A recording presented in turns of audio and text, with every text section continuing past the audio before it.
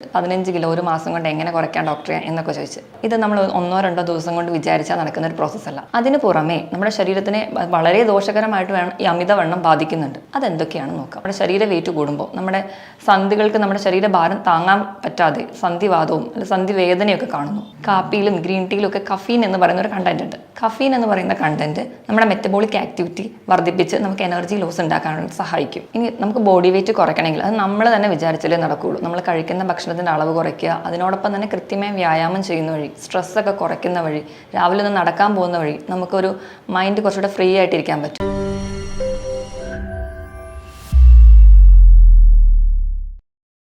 Hi, ഞാൻ doctor പ്രിയ, Q1 health കെയറിലെ homoeopathic ഫിസിഷ്യനാണ്.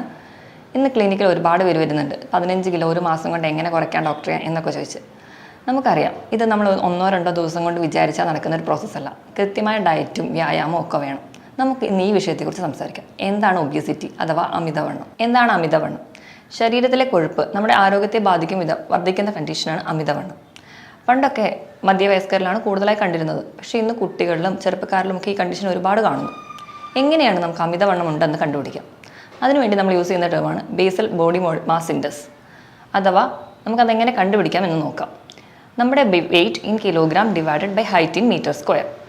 അതായത് അതിങ്ങനെ ചെയ്യുമ്പോൾ 18-നും 25-നും ഇടയിലാണ് വാല്യൂ കിട്ടുന്നതെങ്കിൽ അതിനെ നോർമൽ എന്ന് പറയും. 25-നും 30-നും ഇടയിലാണെങ്കിൽ അതിന് അമിതവണ്ണം എന്നും 30-ന് മുകളിൽ പോകുമ്പോൾ പൊണ്ണത്തടി എന്നും പറയുന്നു. ലളിതമായി പറഞ്ഞു കഴിഞ്ഞാൽ നമ്മുടെ ഹൈറ്റ് എടുക്കുകയാണ് സെൻറ്റിമീറ്ററിൽ, അതിൽ നിന്ന് 100 കുറയ്ക്കുന്നതായിരിക്കണം നമ്മുടെ ബോഡി വെയിറ്റ്.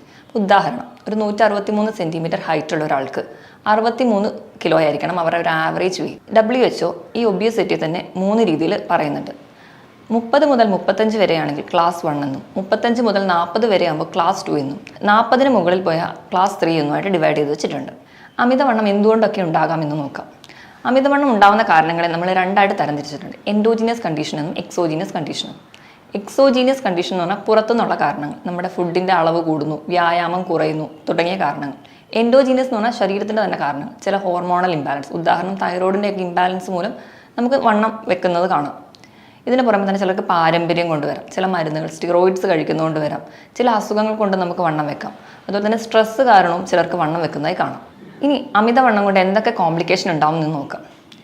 നമ്മൾ ആദ്യം കരുതുന്നത് നമ്മുടെ സൗന്ദര്യത്തെ ബാധിക്കുന്നു, അല്ലെങ്കിൽ നമ്മുടെ ബോഡി ഷേപ്പ് നഷ്ടപ്പെടുന്നു, എല്ലാ ഡ്രസ്സും ഇടാൻ പറ്റുന്നില്ല, അതൊക്കെയാണ് നമ്മൾ മെയിൻലി ടെൻഷൻ അടിക്കുന്ന കാര്യങ്ങൾ. അതിന് പുറമെ നമ്മുടെ ശരീരത്തിനെ വളരെ ദോഷകരമായിട്ട് ഈ അമിതവണ്ണം ബാധിക്കുന്നുണ്ട്. അതെന്തൊക്കെയാണെന്ന് നോക്കാം. First one, diabetes. അമിതവണ്ണമുള്ളവരിൽ 5 മുതൽ 6 ഇരട്ടി ചാൻസ് ആണ് സാധാരണ ഒരാൾക്ക് ഉണ്ടാവുന്നതിലും ഡയബറ്റിസ് ഉണ്ടാവാനുള്ള ചാൻസ്. രണ്ടാമത്, ഹൈപ്പർ ടെൻഷൻ, BP കൂടുന്നതായി കാണാം. മൂന്നാമതായിട്ട് കൊളസ്ട്രോൾ വരുന്നതായി കാണാം. ഇങ്ങനെ അമിതവണ്ണമുള്ളവർ BP, കൊളസ്ട്രോൾ, പ്രമേഹം എല്ലാം ഒരു കോംപ്ലക്സ് ആയിട്ട് നിൽക്കുമ്പോൾ നമ്മൾ അതിനെ മെറ്റബോളിക് സിൻഡ്രോം എന്ന് പറയുന്നു. ഇതിനോടൊപ്പം തന്നെ നമ്മുടെ ശരീര വെയിറ്റ് കൂടുമ്പോൾ നമ്മുടെ സന്ധികൾക്ക് നമ്മുടെ ശരീരഭാരം താങ്ങാൻ പറ്റാതെ സന്ധിവാദവും അല്ലെങ്കിൽ സന്ധിവേദനയൊക്കെ കാണുന്നു. അതോടൊപ്പം തന്നെ നമുക്ക് സ്ട്രോക്ക് ഉണ്ടാവാനുള്ള ചാൻസ്, ഹൃദ്രോഗത്തിനുള്ള ചാൻസ് കൂടുന്നു, വെരിക്കോസ് വെയിൻസ് വരെ ഉണ്ടാവാനുള്ള ചാൻസസ് കൂടുന്നു. അതുപോലെ PCODക്കുള്ള ചാൻസും ഈ വണ്ണം തന്നെയാണ് കാരണം. പലരും പറയും എനിക്ക് PCOD ഉള്ളതുകൊണ്ടാണ് ഞാൻ തടി വെക്കുന്നത്. പക്ഷേ അങ്ങനെയല്ല, തടി വെക്കുന്നത് കൊണ്ടാണ് PCOD ഉണ്ടാകുന്നത്. നമ്മുടെ ശരീരത്തിൻ്റെ വണ്ണം കൂടുമ്പോൾ നമ്മുടെ ശരീരത്തിൽ ഇൻസുലിൻ റെസിസ്റ്റൻസ് ഉണ്ടാവുകയും അതുവഴിയാണ് നമുക്ക് PCOD ഉണ്ടാവുന്നത്. ഇനി നമുക്ക് അമിതവണ്ണം എങ്ങനെ കുറയ്ക്കാം, എങ്ങനെ മാനേജ് ചെയ്യാമെന്ന് നോക്കാം. ആദ്യം തന്നെ പറഞ്ഞല്ലോ, ഒരു മൂല കാരണം നമ്മൾ കഴിക്കുന്ന ഭക്ഷണത്തിൻ്റെ അളവ് കൂടുതലും അതുപോലെ നമ്മുടെ എക്സസൈസ് കുറയുന്നതുമാണ്. അപ്പം നമുക്ക് ഇതിലൊരു ചേഞ്ച് വരുത്തണം. നമ്മൾ കഴിക്കുന്ന ഭക്ഷണത്തിൻ്റെ അളവ് കുറയ്ക്കുക, അതുപോലെ തന്നെ എക്സസൈസ് കൂടുതലായി ചെയ്യുക. ഇങ്ങനെ നമുക്ക് നമ്മുടെ ബോഡി വെയിറ്റ് കൺട്രോൾ ചെയ്യാവുന്നതേ ഉള്ളൂ. ആദ്യം തന്നെ നമുക്ക് ഫുഡിൽ എന്തൊക്കെ മാറ്റം വരുത്താമെന്ന് നോക്കാം. നമ്മുടെ ഭക്ഷണത്തിൽ അന്നജത്തിൻ്റെയും കൊഴുപ്പിൻ്റെയും അളവ് കുറയ്ക്കുക, പകരം നമുക്ക് പ്രോട്ടീൻ കൂടുതലായിട്ട് ഭക്ഷണത്തിൽ ഉൾപ്പെടുത്തുക. പ്രോട്ടീൻ കൂടുതലായിട്ട് ഉൾപ്പെടുത്തുന്നത് വഴി നമ്മുടെ പ്രോട്ടീൻ്റെ വിഘടനം നടക്കുമ്പോൾ നമ്മുടെ ശരീരത്തിൽ ഒരുപാട് എനർജി യൂസ് ചെയ്യും. അങ്ങനെ ചെയ്യുന്നതോടെ നമുക്ക് ഒരുപാട് എനർജി നമുക്ക് ഇതിലൂടെ ലോസ് ചെയ്യാൻ പറ്റും. അങ്ങനെ നമുക്ക് വെയിറ്റ് കുറയ്ക്കാം. ഇതുപോലെ തന്നെ ഒരുപാട് വെള്ളം കുടിക്കുന്നത് നല്ലതാണ്. അതായത് നമ്മുടെ ശരീരത്തിന് 2 മുതൽ 3 ലിറ്റർ വരെ വെള്ളം കുടിക്കുക. വെള്ളം കുടിക്കുമ്പോൾ നമ്മുടെ മെറ്റബോളിക് ആക്ടിവിറ്റി കൂടുന്നു. അങ്ങനെ നമുക്ക് എനർജി ലോസ് വന്നിട്ടും വെയിറ്റ് നമുക്ക് കൺട്രോൾ ചെയ്യാം. നമ്മൾ കഴിക്കുന്ന ഭക്ഷണത്തിൽ കഴിക്കുന്ന അരി അടങ്ങിയ ഭക്ഷണങ്ങൾ നല്ല രീതിയിൽ തന്നെ നമുക്ക് കുറയ്ക്കണം. അതിന് പകരം നമുക്ക് ചോളം, കമ്പം തുടങ്ങിയ ധാന്യങ്ങൾ ഉൾപ്പെടുത്താവുന്നതേ ഉള്ളൂ. ഭക്ഷണത്തിൽ പ്രോട്ടീനോടൊപ്പം തന്നെ വെജിറ്റബിൾസും ഫ്രൂട്ട്സും കൂടുതലായിട്ട് ഉൾപ്പെടുത്തുക. പിന്നെ നമ്മൾ ഭക്ഷണം കഴിക്കുമ്പോൾ സ്കിപ്പ് ചെയ്യാതെ കഴിക്കാൻ ശ്രദ്ധിക്കുക. ചിലരൊക്കെ വെയിറ്റ് കുറയ്ക്കാൻ വേണ്ടി ഒരു നേരം പട്ടിണി കിടക്കാമെന്ന് വിചാരിക്കും. അങ്ങനെ നമ്മൾ ഭക്ഷണം കഴിക്കാതിരിക്കുമ്പോൾ നമ്മുടെ ശരീരത്തിൻ്റെ മെറ്റബോളിക് ആക്ടിവിറ്റി കുറഞ്ഞിരിക്കുകയാണ്. അത് കഴിഞ്ഞ് ഉടനെ നമുക്ക് നല്ലപോലെ വിശക്കുമ്പോൾ നമ്മൾ വീണ്ടും ഭക്ഷണം കഴിക്കും. അപ്പം നമ്മുടെ ശരീരം എന്താ ചെയ്യുന്നതെന്ന് വെച്ച് കഴിഞ്ഞാൽ അപ്പം കഴിക്കുന്ന ഭക്ഷണം എല്ലാം കൂടി സ്റ്റോർ ചെയ്യുകയാണ് ചെയ്യുക. അപ്പം യൂസ് ചെയ്യാതെ അതെല്ലാം കൂടി സ്റ്റോർ ചെയ്യും. അത് നമുക്ക് വീണ്ടും ബോഡി വെയിറ്റ് കൂട്ടത്തേ ഉള്ളൂ. അതുപോലെ നമ്മൾ ഭക്ഷണത്തിലൊക്കെ വയറിനൊന്നും വലിയ ബുദ്ധിമുട്ടുകളൊന്നും ഇല്ലാത്തവരാണെങ്കിൽ എരിവിൻ്റെ അംശം കുറച്ച് കൂട്ടിക്കഴിഞ്ഞാൽ നമ്മുടെ മെറ്റബോളിക് ആക്ടിവിറ്റി കൂടുന്നതായി കാണാം. അതുവഴി നമുക്ക് ഒരു എനർജി ലോസ് ഉണ്ടാക്കാം. ഇതുപോലെ തന്നെയാണ് നമുക്ക് കൃത്യമായ വ്യായാമം ചെയ്യുക എന്ന് പറഞ്ഞാൽ ദിവസവും 45 മിനിറ്റ് മുതൽ 1 മണിക്കൂർ വരെ ആഴ്ചയിൽ 5 ദിവസമെങ്കിലും വ്യായാമം ചെയ്യാൻ ശ്രദ്ധിക്കുക. പ്രത്യേകിച്ച് വ്യായാമം ചെയ്യുമ്പോൾ രാവിലെ തന്നെയൊക്കെ വ്യായാമം ചെയ്യുന്നവരാണെങ്കിൽ വ്യായാമത്തിന് പോകുന്നതിൻ്റെ മുമ്പ് ഒരു ഗ്ലാസ് കാപ്പി അല്ലെങ്കിൽ ഗ്രീൻ ടീ ഒക്കെ കഴിച്ചിട്ട് പോകുന്നത് നല്ലതാണ്. കാപ്പിയിലും ഗ്രീൻ ടീയിലും ഒക്കെ കഫീൻ എന്ന് പറയുന്ന ഒരു കണ്ടന്റ് ഉണ്ട്. കഫീൻ എന്ന് പറയുന്ന കണ്ടന്റ് നമ്മുടെ മെറ്റബോളിക് ആക്ടിവിറ്റി വർദ്ധിപ്പിച്ച് നമുക്ക് എനർജി ലോസ് ഉണ്ടാക്കാനായിട്ട് സഹായിക്കും. ഇനി രണ്ടാമതായിട്ട് എക്സസൈസ് ചെയ്തു. അത് കഴിഞ്ഞ് നമുക്ക് മൂന്നാമതായിട്ട് ചെയ്യാവുന്ന ഒരു കാര്യമാണ് ഇൻ്റർമീഡിയറ്റ് ഫാസ്റ്റിംഗ്. ഇൻ്റർമീഡിയറ്റ് ഫാസ്റ്റിംഗ് എന്ന് പറഞ്ഞു കഴിഞ്ഞാൽ 13 മുതൽ 16 മണിക്കൂർ വരെ 2 ഭക്ഷണത്തിനിടയിൽ ഗ്യാപ്പ് ഇടുക. അത് നമുക്ക് പല രീതിയിൽ ചെയ്യാം. ഒന്നാമത്തെ രീതി എന്ന് പറഞ്ഞാൽ രാവിലെയും ഉച്ചയ്ക്കും കൃത്യമായ സമയത്ത് ഭക്ഷണം കഴിച്ച് രാത്രിയത്തെ ഡിന്നർ കുറച്ച് നേരത്തെ കഴിക്കുക. ഒരു 6 മണിക്കോ 7 മണിക്കോ ഒക്കെ കഴിക്കുക. പിറ്റേ ദിവസം രാവിലത്തെ പ്രഭാത ഭക്ഷണം കുറച്ച് ലേറ്റായിട്ട് കഴിക്കുക. ഇനി രണ്ടാമത്തെ വിഭാഗം എന്ന് പറഞ്ഞു കഴിഞ്ഞാൽ രാവിലത്തെ ഫുഡ് സ്കിപ്പ് ചെയ്യുക. പകരം ഉച്ചയ്ക്ക് രാത്രിയും കൃത്യമായി ഭക്ഷണം കഴിക്കുക.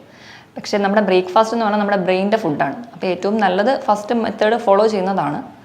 ഇനി മൂന്നാമതായിട്ട് ആഴ്ചയിൽ 5 ദിവസം നോർമലായിട്ട് ഫുഡ് കഴിക്കുക. 2 ദിവസം ഉപവസിക്കുക. ഉപവാസം എന്ന് പറയുമ്പോൾ പൂർണ്ണമായിട്ട് ഭക്ഷണം ഒഴിവാക്കുകയല്ല, ഭക്ഷണത്തിൻ്റെ ക്വാണ്ടിറ്റിയും അതുപോലെ കലോറിയൊക്കെ കുറച്ചിട്ട് ഭക്ഷണം കഴിക്കാൻ ശ്രദ്ധിക്കുക.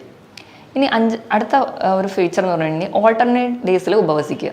അതുപോലെ ഞാൻ പറഞ്ഞ പോലെ ഭക്ഷണത്തിൻ്റെ അളവ് പൂർണ്ണമായിട്ട് ഒഴിവാക്കാനല്ല, കുറയ്ക്കുക. ക്വാണ്ടിറ്റിയും കലോറിയും കുറച്ചിട്ട് ഓൾട്ടർനേറ്റ് ഡേയ്സിൽ ഉപവാസം ചെയ്യുക.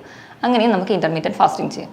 ചിലരിടത്തൊക്കെ ഡയറ്റ് ഫോളോ ചെയ്യാനൊക്കെ ക്ലിനിക്കിൽ വരുമ്പോൾ പലരും പറയും എൻ്റെ വയറ് തുറന്നു പോയി, അല്ലെങ്കിൽ എനിക്ക് വിശപ്പ് സഹിക്കാൻ പറ്റുന്നില്ല, അല്ലെങ്കിൽ ഫുഡിനോടുള്ള ക്രേവിങ് കൺട്രോൾ ചെയ്യാൻ പറ്റുന്നില്ല എന്നൊക്കെ. നമുക്ക് ഇവർക്ക് പറയാമെന്നുള്ളൊരു ഈസി ടിപ്സ് എന്താണെന്ന് വെച്ചാൽ, നമ്മുടെ വിശപ്പിനെ കൺട്രോൾ ചെയ്യാൻ നമ്മുടെ ശരീരത്തിൽ 2 ഹോർമോണുണ്ട്. ഗ്രലിൻ എന്ന് പറയുന്ന ഹോർമോണും ലെപ്റ്റിൻ എന്ന് പറയുന്ന ഹോർമോണും. നമുക്ക് വിശക്കുന്നു എന്ന് തലച്ചോറിനെ അറിയിക്കുന്ന ഹോർമോണാണ് ഗ്രലിൻ. നമ്മുടെ വയറ് നിറഞ്ഞു അല്ലെങ്കിൽ നമ്മൾ ഭക്ഷണം കഴിക്കുമ്പോൾ മതി എന്ന് പറയുന്ന ഹോർമോണാണ് ലെപ്റ്റിൻ. അപ്പം നമ്മൾ ഗ്രലിൻ്റെ അളവ് കുറയ്ക്കുകയും ലെപ്റ്റിൻ്റെ അളവ് കൂട്ടുകയും ചെയ്യുന്നത് വഴി നമുക്ക് വെയിറ്റ് കൺട്രോൾ ചെയ്യാം. നമ്മുടെ വിശപ്പ് കുറച്ച് നമുക്ക് വെയിറ്റ് കൺട്രോൾ ചെയ്യാവുന്നതേ ഉള്ളൂ. എങ്ങനെയൊക്കെ ചെയ്യാമെന്ന് നോക്കാം. നമ്മൾ കൃത്യസമയത്ത് തന്നെ ഭക്ഷണം കഴിക്കാൻ ശ്രദ്ധിക്കണം. അങ്ങനെ ചെയ്യുമ്പോൾ നമ്മുടെ ഒരു ഹോർമോൺ പ്രോപ്പർ ബാലൻസിൽ അങ്ങ് പോകും. അതുപോലെ ഒരുപാട് വിശന്നിട്ട് ഭക്ഷണം കഴിക്കരുത്. ഒരുപാട് വിശന്നിരിക്കുമ്പോൾ ഗ്രലിൻ എന്ന് പറയുന്ന ഹോർമോൺ കൂടുതലായിട്ട് ഇരിക്കും. അപ്പോൾ നമ്മൾ ഒരുപാട് ഭക്ഷണം കഴിക്കും, അത് വീണ്ടും ബോഡി വെയിറ്റ് കൂട്ടത്തേ ഉള്ളൂ. അതുപോലെ ഒരുപാട് വിശന്നിരിക്കുമ്പോൾ ഒരുപാട് സ്വീറ്റ്സ് കഴിക്കാതിരിക്കുക. സ്വീറ്റ്സ് കലോറി കൂടുതലുള്ള ഫുഡാണ്. അതുപോലെ കൃത്യസമയത്ത് ഉറങ്ങുമ്പോൾ ഈ ഹോർമോണൊക്കെ പ്രോപ്പറായിട്ട് ബാലൻസ് ആയിട്ട് പോകും. അപ്പോൾ നമുക്ക് നമ്മുടെ വിശപ്പൊക്കെ കൺട്രോൾ ചെയ്യാം. ചിലർക്കൊക്കെ ടെൻഷൻ കാരണം ചിലർ ഭക്ഷണം ഒരുപാട് കഴിക്കുന്ന കാണും. ഇതെന്താണെന്ന് വെച്ചിട്ടുണ്ടെങ്കിൽ ടെൻഷൻ ഉള്ളപ്പോൾ നമ്മുടെ ലെപ്റ്റിൻ എന്ന് പറയുന്ന നമുക്ക് വയറ് നിറഞ്ഞു എന്ന് പറയുന്ന ഹോർമോൺ ഫംഗ്ഷൻ ചെയ്യത്തില്ല. അപ്പോൾ അവർക്ക് വയറ് നിറഞ്ഞൊരു സെൻസേഷൻ തോന്നില്ല, ഭക്ഷണം കഴിച്ചുകൊണ്ടേയിരിക്കും. അങ്ങനെ പൊണ്ണത്തടി വെക്കുന്നവരും ഉണ്ട്. ഇതുപോലെ ചില ഭക്ഷണങ്ങൾ കഴിക്കുകയാണെങ്കിൽ നമുക്ക് ഈ ലെപ്റ്റിൻ്റെ അളവ് കൂട്ടാൻ പറ്റും. ഉദാഹരണത്തിന് ഭക്ഷണം കഴിക്കുന്നതിന് മുൻപ് നമ്മൾ സാധാരണ ഒരു ലഞ്ചൊക്കെ കഴിക്കുന്നതിന് മുൻപ് പ്രോട്ടീനും ഫാറ്റും അടങ്ങിയ ഭക്ഷണം കഴിക്കുക. ഉദാഹരണത്തിന് നമുക്ക് മുട്ട കഴിക്കാം, അതിൽ പ്രോട്ടീനും ഉണ്ട് ഫാറ്റും ഉണ്ട്. ഭക്ഷണത്തിന് ഒരു 15 മിനിറ്റ് മുമ്പ് ഒരു മുട്ടയൊക്കെ കഴിക്കുകയാണെങ്കിൽ ഈ ലെപ്റ്റിൻ്റെ അളവ് കുറച്ച് കൂടുതലായിട്ട് ഉൽപ്പാദിപ്പിക്കുന്നത് കാണാം. അതുപോലെ കഴിക്കുമ്പോൾ ഭക്ഷണം നല്ലോണം ചവച്ചരച്ച് കഴിക്കുകയാണെങ്കിൽ നമുക്ക് വയറ് കുറച്ചുകൂടെ പെട്ടെന്ന് നിറഞ്ഞ പോലെ തോന്നും. അതുപോലെ ഭക്ഷണം കഴിക്കുന്നതിന് മുൻപ് 2 ഗ്ലാസ് ഒരു ഇളം ചൂട് വെള്ളം കുടിക്കുക. അതുപോലെ ഒരു ബൗൾ സാലഡ് കഴിക്കുക. അതിനൊരു 15 മിനിറ്റ് ശേഷം മാത്രം ഒരു ലഞ്ച് കഴിക്കുക. ഇങ്ങനെയൊക്കെ നമുക്ക് ഫുഡിലൂടെ ഒരു പരിധി വരെ വെയിറ്റ് കുറയ്ക്കാം. നമ്മൾ എക്സസൈസ് ചെയ്യുന്ന കാര്യം പറഞ്ഞല്ലോ, അപ്പോൾ അതിൻ്റെ കൂടെ തന്നെ നമ്മൾ ചെയ്യുമ്പോൾ മെയിൻലി ഹീറ്റ് ബേൺ എക്സസൈസ് ചെയ്യുക. ഹീറ്റ് ബേൺ എക്സസൈസ് എന്ന് പറഞ്ഞാൽ 45 മിനിറ്റ് ഒരാൾ നടക്കുകയാണെങ്കിൽ അവസാനത്തെ 1-2 മിനിറ്റ് ഒന്ന് ഓടുക. അപ്പം നോർമലി നിന്ന പ്രോസസ്സിൽ നിന്ന് ഒന്ന് ശരീരം കുറച്ചുകൂടെ സ്പീഡപ്പ് ചെയ്യുമ്പോൾ നല്ല രീതിയിൽ നമ്മുടെ മെറ്റബോളിക് ആക്ടിവിറ്റി കൂടുന്നു. അങ്ങനെ നമുക്ക് ഊർജ്ജം കുറയുന്നു. അങ്ങനെ നമ്മുടെ ബോഡി വെയിറ്റ് കൺട്രോൾ ആവുന്നു. ഇങ്ങനെയൊക്കെ ചെയ്യുന്നവരെ ഒരു പരിധി വരെ നമുക്ക് നമ്മുടെ ബോഡി വെയിറ്റ് കൺട്രോൾ ചെയ്യാൻ പറ്റും. അതുപോലെ മറ്റ് കോംപ്ലിക്കേഷൻസിലൂടെ ശരീരം പോവാതിരിക്കാനും പറ്റും. ഇനി നമുക്ക് ബോഡി വെയിറ്റ് കുറയ്ക്കണമെങ്കിൽ അത് നമ്മൾ തന്നെ വിചാരിച്ചാലേ നടക്കുകയുള്ളൂ. നമ്മൾ കഴിക്കുന്ന ഭക്ഷണത്തിൻ്റെ അളവ് കുറയ്ക്കുക, അതിനോടൊപ്പം തന്നെ കൃത്യമായി വ്യായാമം ചെയ്യുന്ന വഴി, സ്ട്രെസ്സൊക്കെ കുറയ്ക്കുന്ന വഴി, രാവിലെ ഒന്ന് നടക്കാൻ പോകുന്ന വഴി നമുക്കൊരു മൈൻഡ് കുറച്ചുകൂടെ ഫ്രീ ആയിട്ടിരിക്കാൻ പറ്റും. ഇതിനോടൊപ്പം തന്നെ എന്തെങ്കിലും കോംപ്ലിക്കേഷൻസ് ഒക്കെ വരാതിരിക്കാൻ വേണ്ടി നമുക്ക് ഹോമിയോപ്പതിയിൽ ഫലപ്രദമായ ചികിത്സ ലഭ്യമാണ്. മറ്റൊരു വീഡിയോയിൽ വേറൊരു ഹെൽത്ത് ടോപ്പിക്കുമായിട്ട് വീണ്ടും കാണാം. Thank you.